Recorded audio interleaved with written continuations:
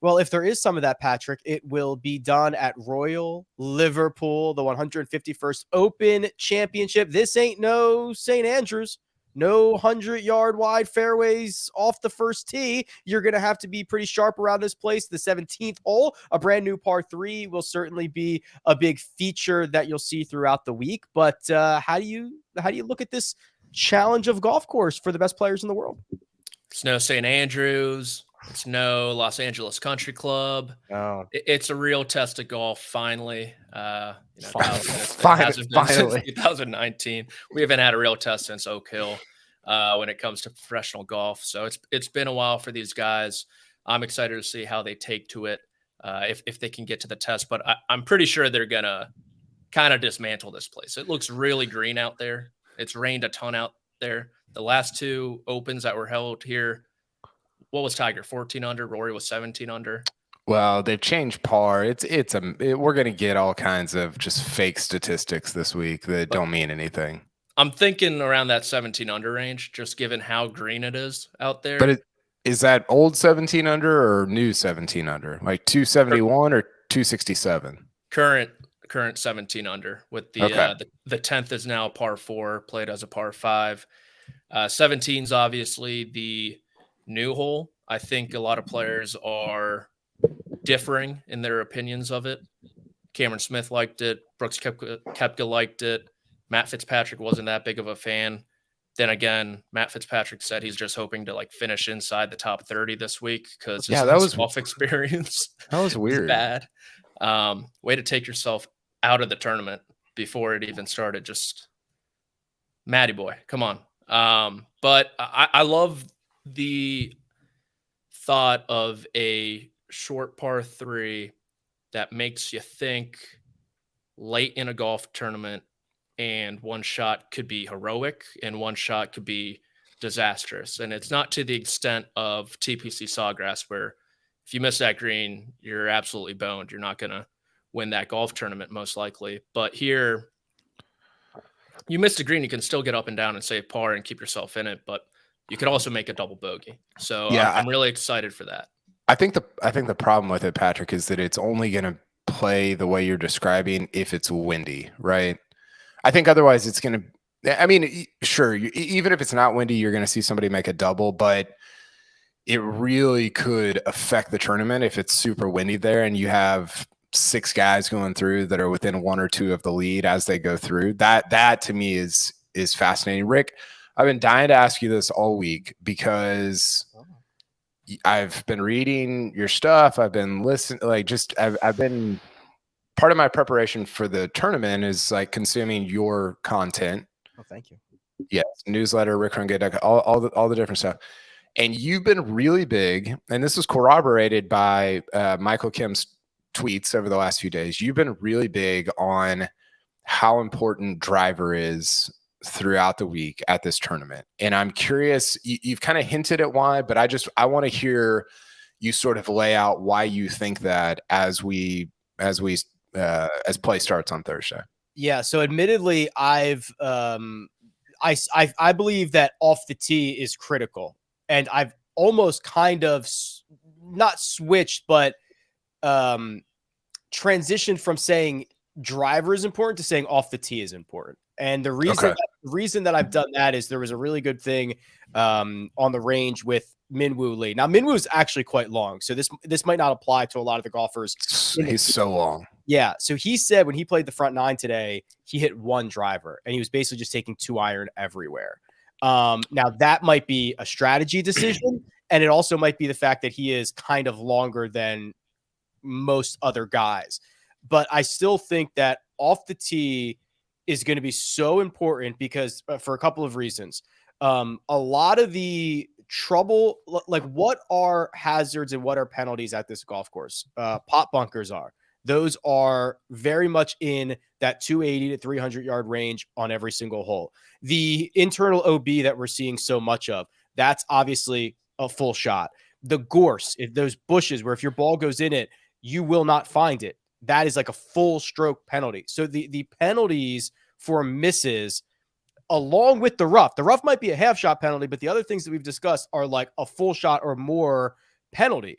And the fairways themselves, I mean, some of them are 18 yards wide. Like the widest one's like 30 yards wide. I mean, they're very, very narrow. And then you throw wind into play. So I just think that there's going to be a real opportunity to separate yourself off the tee if you are not making big numbers, if you can keep it in play, if you're being strategic. It seems like Minwoo's strategy is lay it back when danger comes into play and hit a lot of 2-irons. But I just think that that's a place where you can make a lot of big numbers and separate yourself.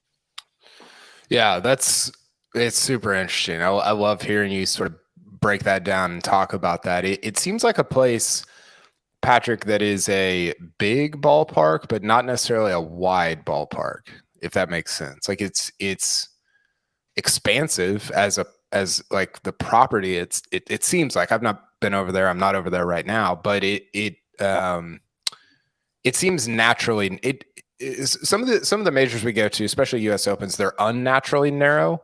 This one seems naturally narrow and small compared to some of the other major championship venues. And very flat. And I think to what Rick said, in 2014, you had two of the best drivers of the golf ball to ever play the game, Sergio Garcia and Rory McIlroy, go 1-2.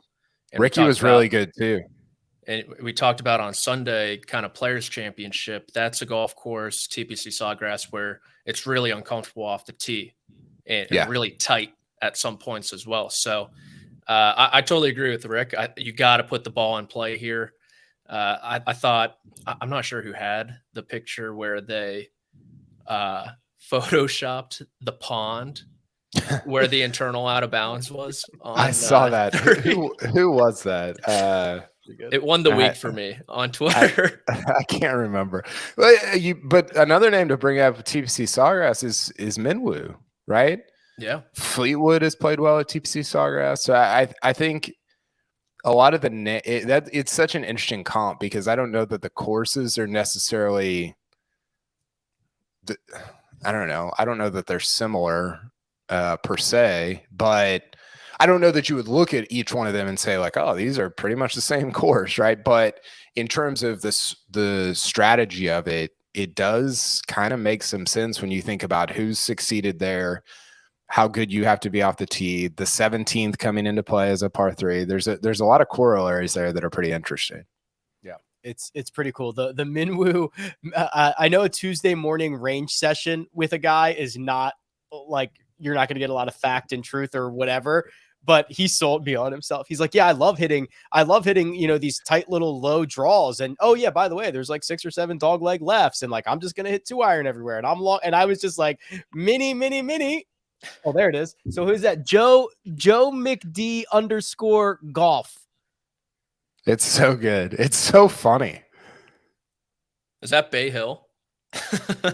It is such a good, like, that's such a good Photoshop job. Like the bay is like, it's like reflective. Like it's such a great Photoshop job.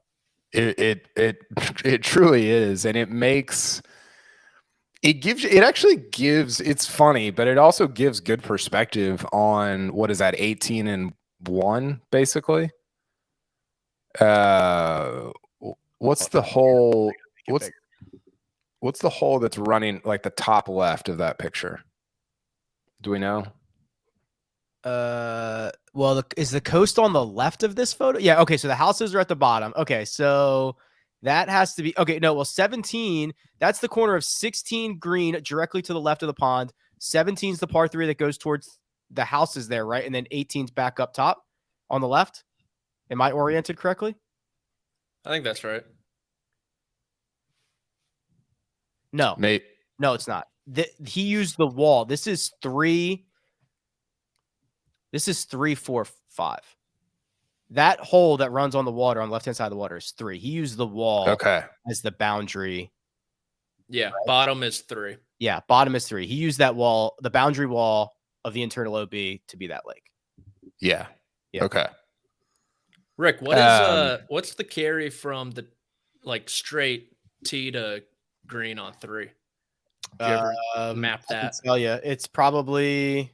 I was wondering this, Patrick. I watched Golf Digest as a really good every hole montage, and I was looking at 3, and I was like, God, if if you get the right wind there, straight it's not crazy. crazy. Front of the green, 386. That's crazy. On that line, you have to carry it 358 to carry the downwind. What was the 13 at or not 13, but whatever hole that Rory and Fleetwood drove at like 405 last week at the Scottish Open? Yeah. I mean, well, and the other thing is, I'm going from the back of the back tee box, so maybe they, I don't know if there's a tee box they can move it up to if they would want to, but they could. Problem is, I don't know that you're going to get that win this week. It doesn't look like. Maybe Sunday. I don't know which way it's going to be blowing out of, but other than that, it seems like kind of tepid when it comes to the wind.